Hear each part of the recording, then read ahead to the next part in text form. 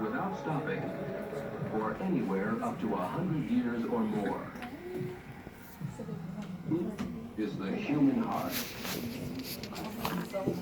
The heart is located in the center of the chest, inclined slightly towards the left-hand side. It shares the interior of the ribcage with the lungs. In cross-section, we can see that it's hollow and divided into 4 chambers. The heart is basically a sack of specialized muscle filled with blood, oxygen-rich blood and oxygen-poor blood. Connected to these chambers are the largest blood vessels in the body. From these branch out the lesser blood vessels, which, along with the blood, comprise the rest of the circulatory system. The heart powers the circulatory system. It is the pump, and pumping blood is its one and only job. The circulatory system distributes food and oxygen to, and takes wastes away from, each of the individual cells of the human body. The blood vessels reach these cells by branching out into capillaries, the smallest and most plentiful blood vessels. The blood carries the food and oxygen, which pass through the thin walls of the capillaries and directly into the living cells. At the same time, wastes from the cells pass back into the capillaries. Without a constant supply of fresh blood, the cells would quickly die. It's the heart's job to keep the blood in motion. How does the heart accomplish this vital task? By looking at the circulatory systems of other animals, we can better understand the structure and action of our own hearts. Even a large jellyfish, which has no heart, uses rhythmic muscular contraction to circulate food and oxygen. It has a primitive circulatory system, consisting of a network of cilia-lined tubes. As the jellyfish swims, its muscles squeeze and stretch the tubes, circulating food and oxygen within them. If muscles are attached directly to a tube and made to contract in a regular rhythm, fluid can be made to flow through it. This is the simplest form of heart. If we place valves in the tube, we increase its complexity. Insects like grasshoppers have this type of heart. Active larger animals like the shark have circulatory systems that are similar to our own. The shark's heart is a single muscular sac divided into chambers. The shark has a 2-chambered heart, consisting of an atrium and a ventricle. An amphibian's heart, like this frog's, is more complex. It has a 3-chambered heart, consisting of 2 atria and 1 ventricle. An adult frog breathes air, oxygenating its blood in lungs. The oxygen-rich blood from the lungs passes through the left atrium and enters the ventricle, where it mixes with oxygen-poor blood. This mixing of oxygen-rich and oxygen-poor blood is a bit of a problem. It would be more efficient if no mixing occurred. Reptiles, especially reptiles like alligators, have partially solved this problem. They have a wall of tissue that divides the ventricle into 2 parts. The wall is not complete, but it does serve to greatly reduce the amount of mixing. We mammals have fully solved this problem. We have a wall of tissue called the septum that completely divides the lower portion of our heart into 2 separate ventricles. This is called a 4-chambered heart. The upper 2 chambers, the right and left atria, are the filling chambers. They receive the blood into the heart and push it down into the right and left ventricles. The ventricles' walls are much more muscular than those of the atria because they provide a more powerful pumping action. The circulatory system presents a confusing array of twisting and overlapping blood vessels. For ease in understanding, let's display the 3 major components in this fashion: the body, the heart, and the lungs. Our heart is not just a single pump. It's 2 pumps, side by side, each with its own atrium and ventricle. This division also separates our רואים, זאת תמונה למשל מצוינת, כי היא בעצם מראה שיש לנו, הלב מחולק ממש לשני חלקים, חלק שעובד עם הריאות והחלק שעובד עם כל הגוף. circulatory system into two parts. One part, powered by the right side of the heart, carries blood through our lungs. The other part, powered by the left side of the heart, carries blood through the body. The right side of the heart pumps the blood at a relatively low pressure to circulate it through the lungs.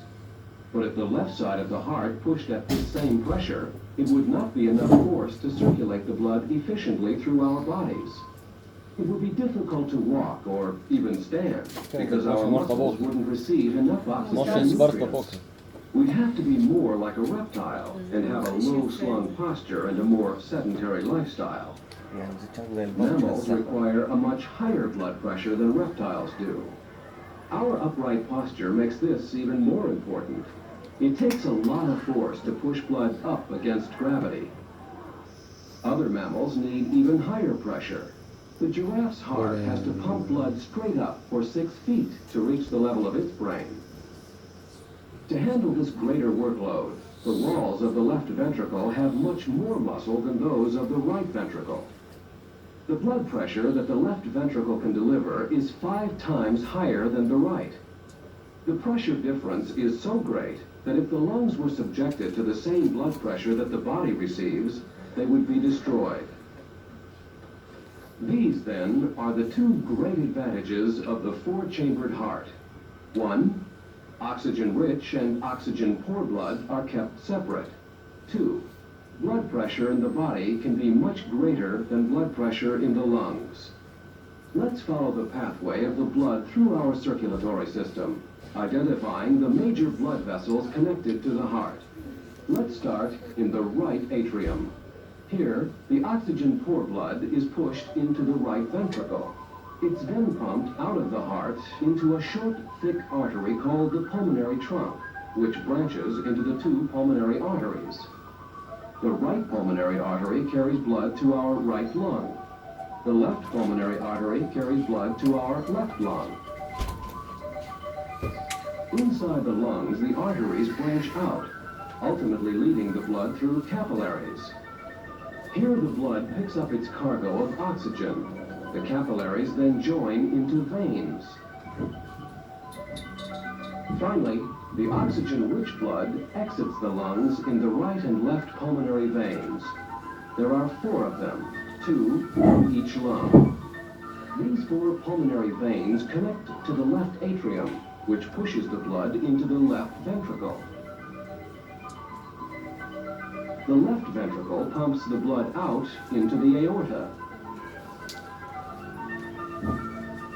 From the aorta, the blood is channeled through smaller arteries which branch throughout the body, ultimately leading to the capillaries, where the blood loses its cargo of oxygen and picks up carbon dioxide and waste. While in the capillaries, the blood will also pick up and distribute food, hormones, and other substances. From the capillaries, the oxygen-poor blood travels through veins which lead it into the 2 largest veins in the body, the superior and inferior vena cavas, which connect to the right atrium. Bringing us back to our starting position. The blood passes through the heart twice during each complete circuit, once through each side of the heart. Now let's put the lungs and heart back into the body and take a look at the vessels in their correct position. Notice how the aorta forms an arch over the heart. One feature that most pumps have in common is valves, which keep the liquid flowing in one direction. The heart is no exception. Each chamber is followed by a valve, which prevents the backflow of blood. The valves located between the atria and the ventricles are made up of thick flaps of connective tissue. These are called atrioventricular valves. The valve that separates the right atrium from the right ventricle has 3 flaps or cusps, and it's known as the tricuspid valve. The valve that separates the left atrium from the left ventricle has only two cusps, and it's called the bicuspid or mitral valve. The valves that prevent blood from returning to the ventricles are called semilunar valves. The pulmonary semilunar valve leads to the pulmonary trunk. The aortic semilunar valve leads to the aorta. Each of the semilunar valves has three cusps or flaps. These four valves, working in pairs on each side of the heart, open and close with a steady rhythm. In fact, what we hear as the rhythmic sound of the heartbeat is actually the sounds of these valves closing. At rest, the heart beats about 72 times a minute. During strenuous exercise, our muscles require more oxygen-rich blood, so our heart will speed up to about 180 beats per minute, and it will contract with more force, increasing the amount of blood pumped by as much as 10 times. The rate at which our heart pumps blood is controlled by our autonomic nervous system, which means we don't have to think about it. Asleep or awake, our autonomic nervous system is automatically monitoring and adjusting the pumping rate of our heart, matching the flow of blood to our body's needs.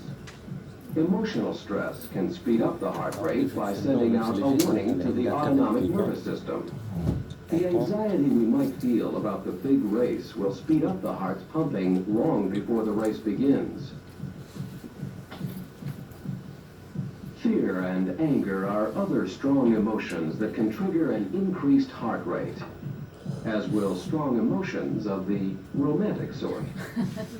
This emotional connection is why the heart has become so closely associated with romance. The heart symbol is the symbol of love.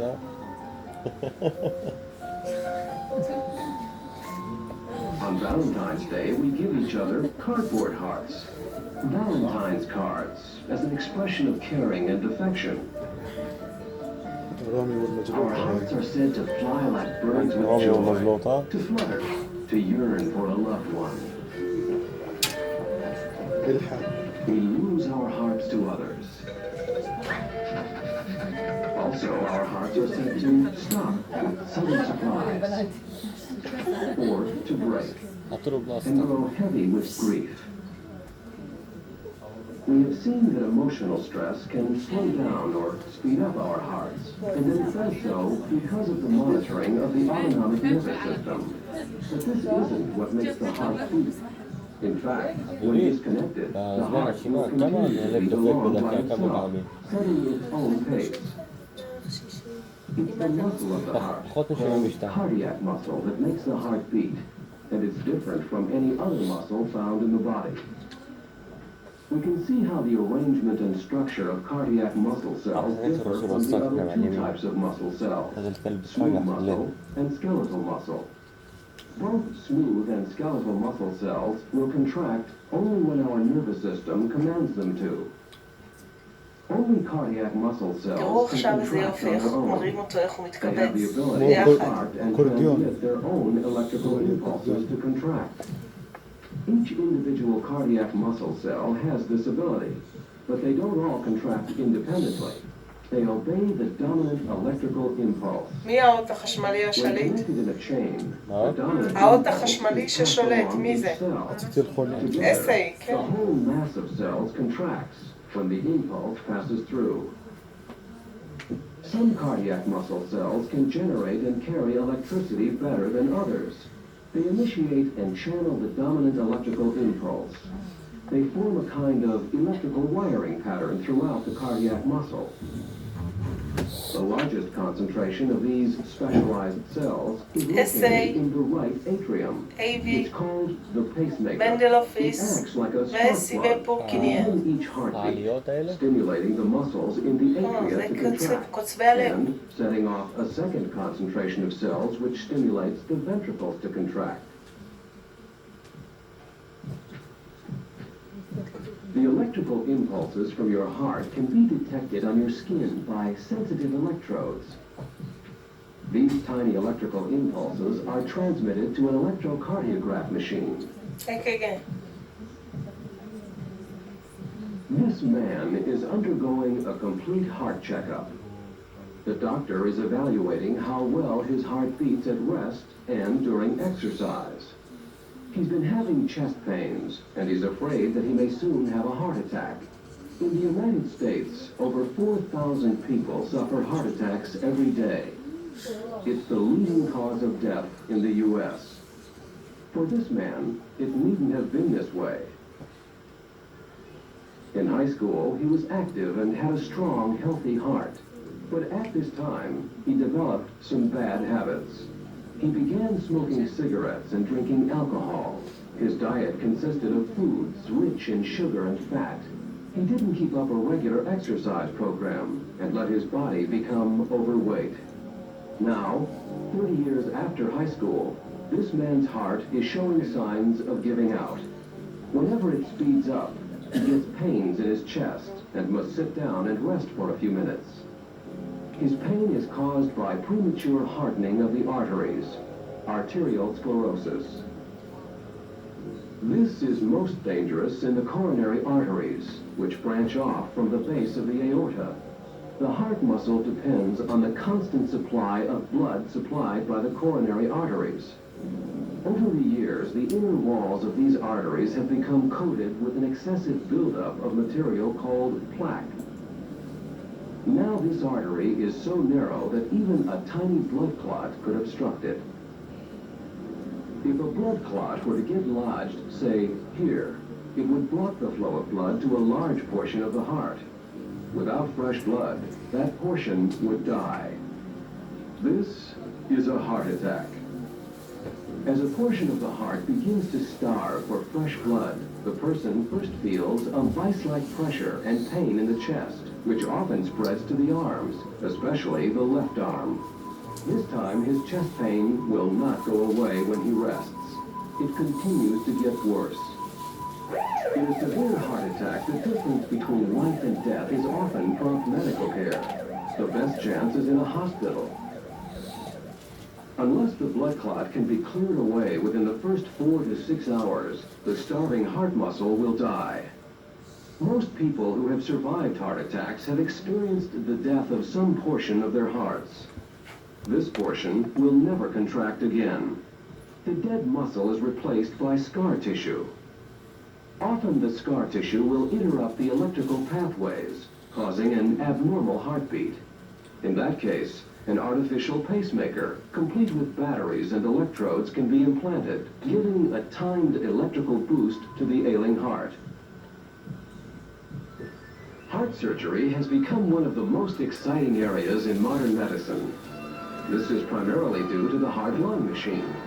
For a few precious hours, this machine pumps the patient's blood, bypassing the heart, allowing the surgeon time to stop the heart and operate on it.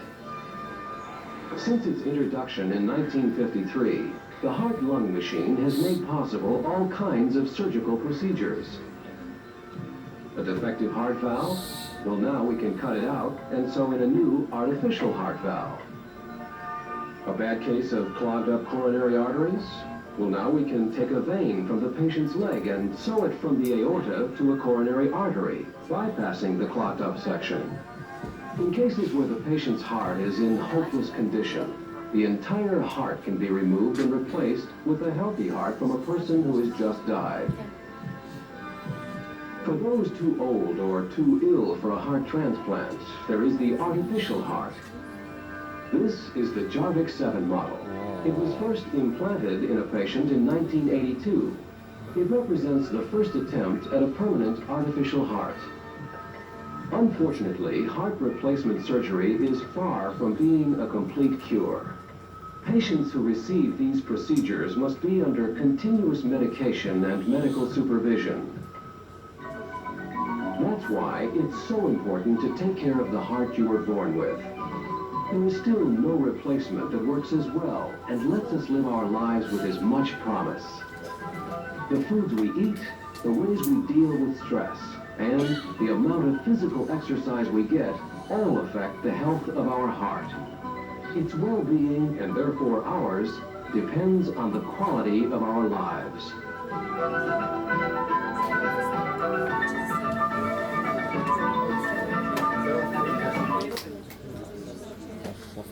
מי שצילם פה, אם הוא יכול להעביר לקבוצה